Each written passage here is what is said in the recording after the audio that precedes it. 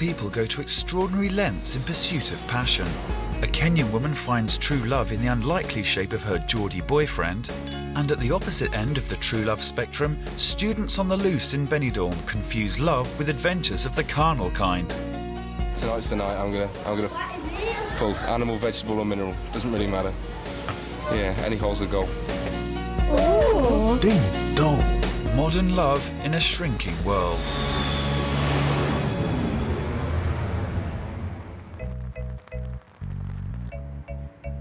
Norman Strike, a remarkably apt name for a former miner, volunteered to teach in Kenya 2 years ago. It was there that the former hard man surprised himself and fell in love. Outside, if you ask people about me, I'm this big, gruff, ex-coal mining Geordie. Some people even think I'm really hard because I've got the missing front tooth and I'm a bit rough looking. But underneath it all, I'm soft as shite, really. Norman met Anne a year ago. They've been apart for 2 months since he came home after finishing his job. Anne plans to visit him here next week, but Norman's concerned about her travelling from Africa alone and decides to surprise her by turning up unannounced in Kenya. Plane tickets. Oh, must remember to put my luggage labels on tomorrow. Passport. Villain of the year. If you see this man, phone Crime Watch. Not too smelly. Right, those are on for today. After divorcing his first wife, Norman never believed he'd fallen in love again. But they all say that, don't they? Hi, that's her, Naliaka. Met her at a party and then went through a really strange kind of old-fashioned courtship. It was really nice. That's her. That's Anne. The object of my desire.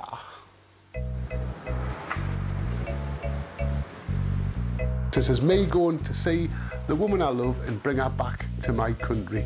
That's what this is all about. At the airport, Norman invests in the international currency of love. Have to get some perfume before I go as a present.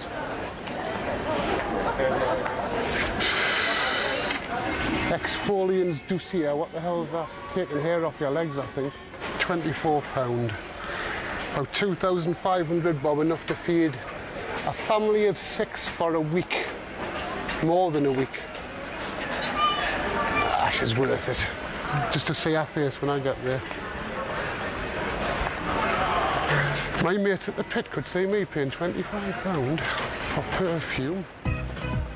Norman is willing to face adversity in the name of love. God, I hate flying. I hate it. It terrifies me. But it'll be worth it because I'll see Anne tomorrow. And that's what it's all about.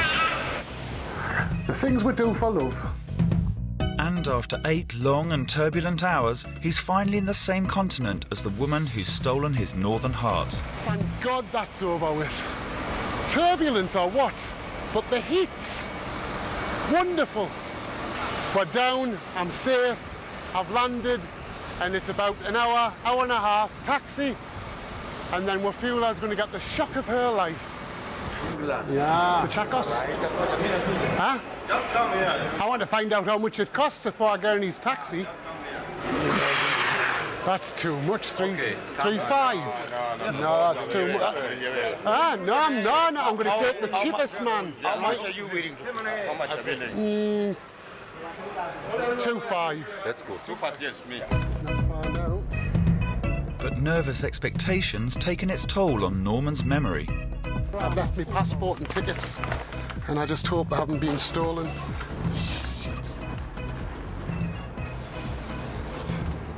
Typical. How could I be so stupid? Somebody's got the passport.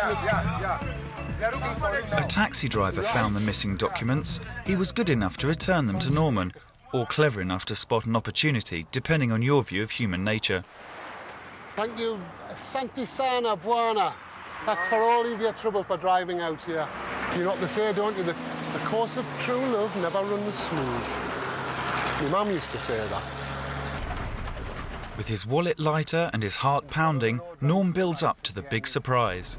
I can't wait to see her face because she's not expecting it at all. Hello, Miss Wafula.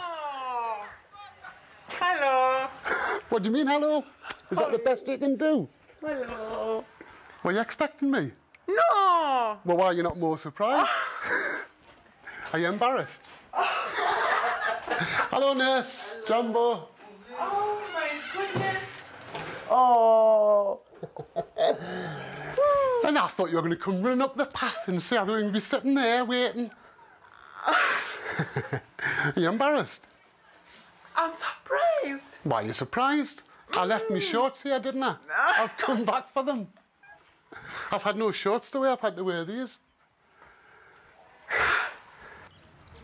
Although there are huge cultural differences, Norman and Anne have a love of children in common. Anne is involved with the school for disabled children. She had polio at the age of 2 and is passionate about people not being held back by their disabilities. It's not easy being disabled in Kenya. We are stigmatized. People look at us differently. Some people would look at us as outcasts, like people who are useless. I'm coming to encourage them. Something like a role model for them to look at me and say, if she made it, then we can also make it. Today we shall not talk. We shall not have our regular talks. Today I've come to say bye-bye to you. I'm going to England. You want to know what I'm going to do? Yes. I'm going to visit my boyfriend.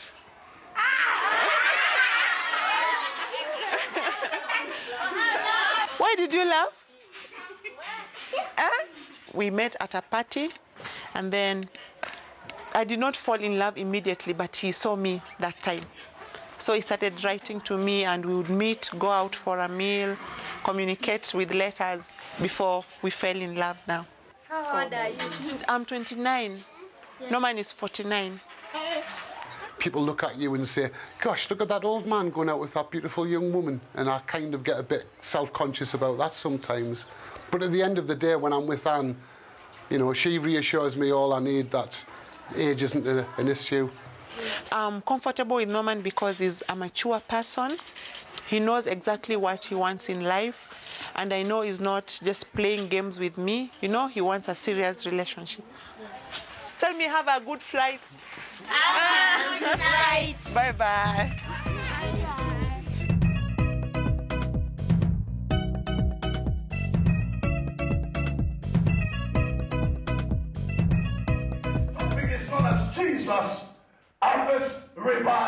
One potential problem for Anne and Norman is their differing beliefs. Anne's a born-again Christian, Norman is certainly not. While she's at a farewell service in her local church, agnostic Norman prefers the religion of Andy Capp, with a pint in the local boozer. She's teetotal. Odd couple, aren't we? There's me trying to pack in smoking, drink like a fish, and there's Anne, never smoked, never drank, and yes, we can go out to a pub together and have a great time in each other's company. I think that's brilliant. Anne's family is hosting a farewell party for her, so she's off into town to get her hair done. The first time Norman told me that he loved me, I thought, no, I think he's drunk. And then I told him, tell me this when you are sober. And then he told me, Anne, I'm not drunk. I'm telling you, this is what I feel. And then he fell in love with me before I fell in love with him. And like he didn't rush me. He did not rush me at all. And when I started falling in love with me, I thought, oh, am I doing the right thing? And like I put it to test so many times. I think I tried it so many times. Like, is it real? Yeah, I fell in love. For Anne's farewell meal, Norman, who has been a vegetarian for 10 years, has been sent to buy a goat, the African way. Okay. Do you think it's okay? You're the goat expert. It's okay, it's okay. Right, I don't want to look in its eyes. I don't want to see in its eyes. Okay then. Hiya, I don't want to look. I don't even want to look. When you are born on this earth, there are some things that are written that have to take place in your life. So I think it was meant that Norman and I be together. Farewell, goat. Don't do that. I can't help it. No, you're not. Look, it's wrong. Anne, In our tradition, Anne, you don't do that to an animal. One of the things that me and you have to sort out between each other in our relationship is you're an African and I'm an Englishman, and in your culture you keep saying, in our culture we don't do that, and I have to. In our culture, we don't buy goats and shove them into boots of cars, slit their throats and cook them in our culture. So we're trying to find a balance between our two cultures, right? I can't help but being upset genuinely about the goat. At the party, Norman finds some traditions too much to bear.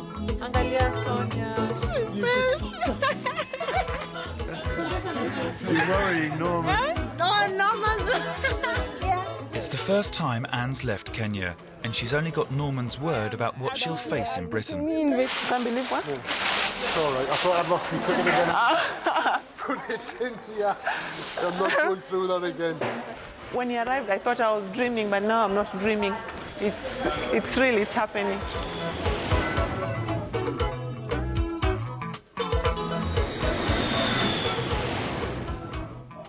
At Heathrow Airport, Anne has to pass through immigration alone, a daunting prospect for an African woman on her own. Norman is worried in case she hasn't made it.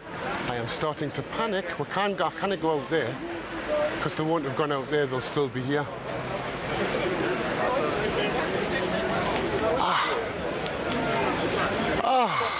What a bloody relief! You're like, oh. Did you get through okay? A few surprises await Anne. Could be the sun will come out at about 10, yeah? Yeah, 10 on the 10th of July. No, there must be some sun, seriously. Isn't cold weather? No, there's a pothole on your road. You told me there are no potholes. There's a small one there. When they've reached Norman's home turf, a final surprise awaits her. Listen, do you know how we always said we'd get married, but we'd wait until we got back to Kenya? I don't want to wait. Why? Because I want to marry you now. Not this instant, but I want to marry you as soon as we can fix it up. Why wait? So will you marry me? Oh, no. Is that a yes or a no? Yes, I'll marry you. Let's get back to the car before we freeze to death. I'm not romantic. Coming up next, love and sex get badly confused in Benidorm.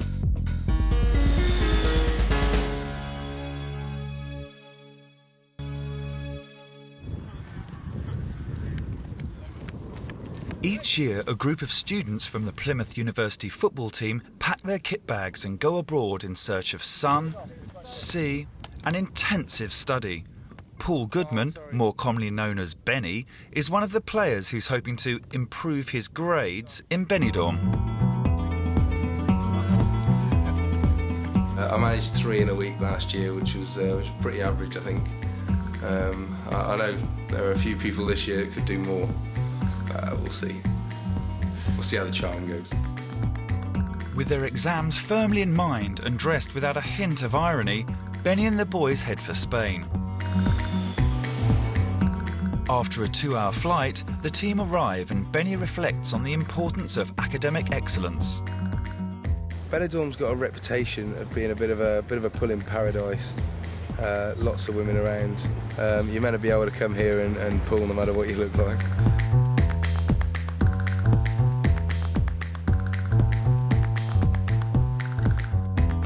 Before Benny and the boys go out to appreciate the local architecture, they imbibe the local culture in a way that would impress their college tutors. It's called funneling, apparently. Here we go. Dixie's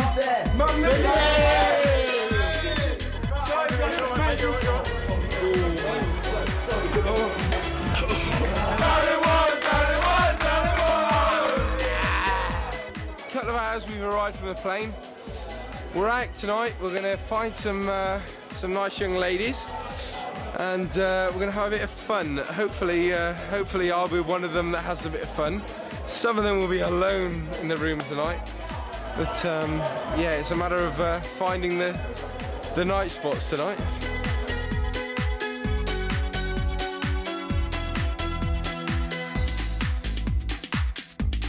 But surprise, surprise, Benny has overdosed on local culture.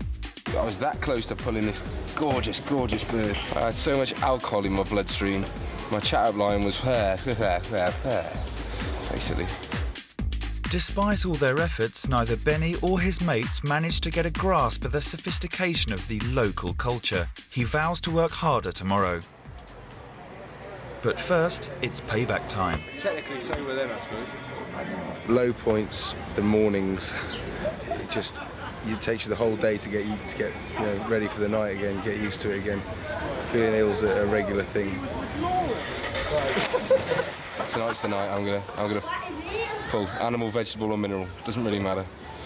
Yeah, any hole's a goal.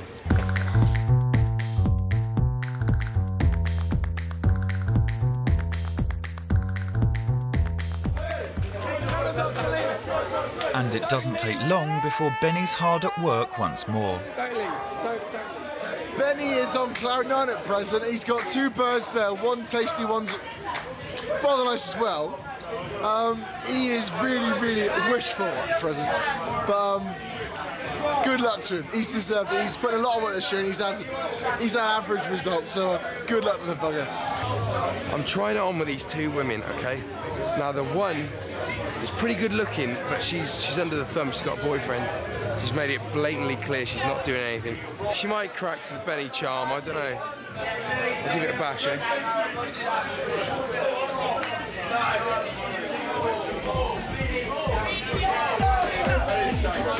She says no, she has to be a lesbian. Benny's silver tongue and confident grasp of the language has persuaded the girls to accompany him to a nearby club, and his motto, try, try and keep trying, finally pays off.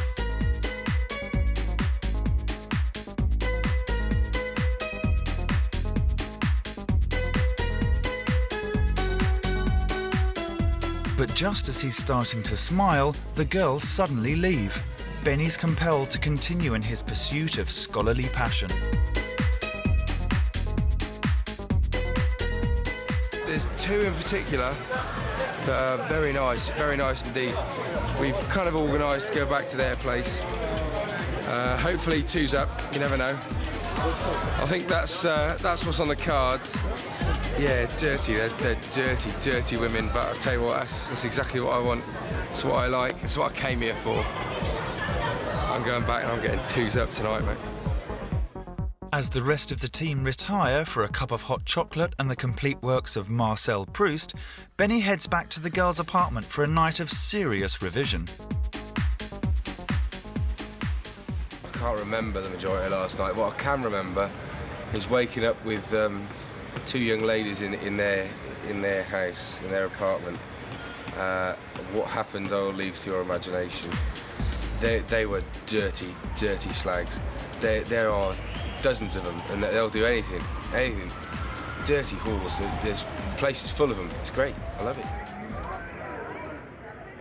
As Benidorm cranks up for another night, the team hit the town, but Benny has been revising without wearing his glasses, giving him a headache. Benny is dead. He's fucked out of his face. We can't get him in a taxi. He's going to have to get an ambulance home. If I shake his belly button, that'll make it better, wouldn't it? He fucking tried to be clever and do a 2.5. Fucking idiots. He's gone. He's gone. I don't think Benny's going to be getting up for the rest of the fucking week, mate, after this lot. And Mr. Copper Geese is going to come and big him up. Big up the Spain massive. No. Although he's out of action for the night, it only takes a day's recovery before Benny's able to once again reapply himself to his studies. Nobody was in this fit state to pull, I think, to be honest. I think the plan for tonight is we go to the bar, get pretty hammered, get off to a couple of clubs. I think try and pick up a few women there. Oh yeah, the lucky shirt. These shirt, I've never failed to pull in this shirt. It's probably a bad omen. Gift from my ex-girlfriend. Cheers, Lise. But once Benny gets into town, it soon becomes apparent that there's a shortage of subject matter. There's no women around. The place is dead. The clubs are dead, the pubs are dead. I don't know what is going on. There's no pussy here, there's no pussy. There's nothing around, I'm so fucked off. There is no pussy here. And so the university team decides to make its own entertainment.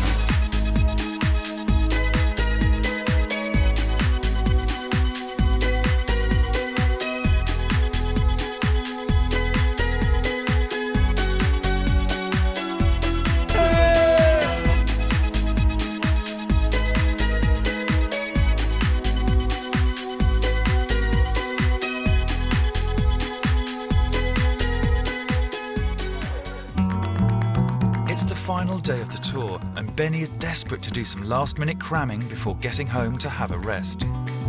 Well, hopefully get laid tonight. Don't care what she looks like, I really don't. Kick her out in the morning. Go home.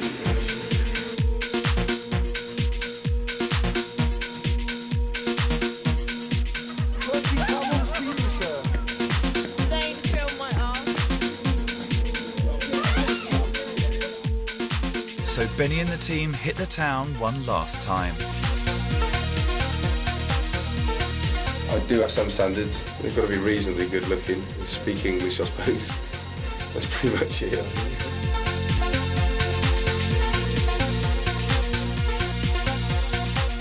Last year there were a lot more women around. It's a lot harder this year because there's just nothing to choose from.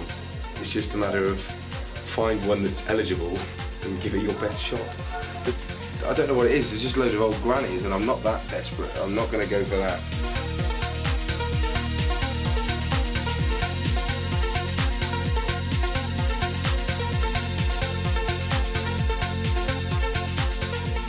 And just as it looks like he's got a merit, things go wrong for Benny. Just snogging this absolutely gorgeous bird. Well, it's absolutely gorgeous to me because I've had about 12 pints of lager. But her mum wanted her to go. She was out with her mum and her sister. So they've left me. I'm like a humping dog and she's left me. It's gutting. So it's back to the grindstone for Benny as once more his try, try, try motto kicks in. Things begin to look up for him, but there's a comprehension problem. I've pulled this French bird. The problem is there's a bit of a language barrier. She doesn't speak a word of English. I don't speak a word of French. But the language of love is unique.